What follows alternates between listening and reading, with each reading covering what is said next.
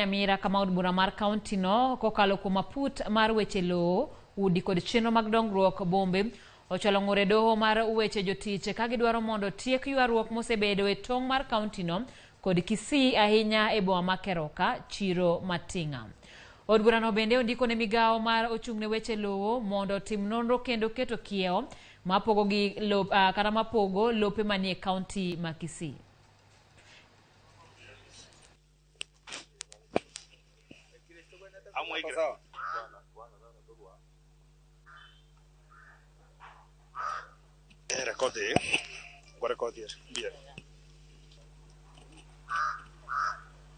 We have now filed a case seeking orders to compel the National Lands Commission and the Ministry of Lands to investigate, demarcate and erect beacons so as to identify parcels of lands which is located in Nyamira County in the following areas, which we believe are free or almost entirely located in Nyamira County. The Kyomakondo Primary School is in Kisii County, on the same land with Kyomakondo Secondary School.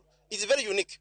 And we also have Kyomakondo ECD in Nyamira County, Kyomakondo Secondary in Nyamira County, on the same land with Kyomakondo Primary School. And the same parcel, we don't know whether it belongs to Nyamira or Kisii. But what we know from the old map, it belongs to Nyamira. Today is a special day for Nyamira, and we are taking back what belongs to us. We want to say this, that the National Land Commission should be invited to review our boundaries, especially with our neighbors, Kisii, because we are losing a lot of revenue that belongs to Nyamira, going to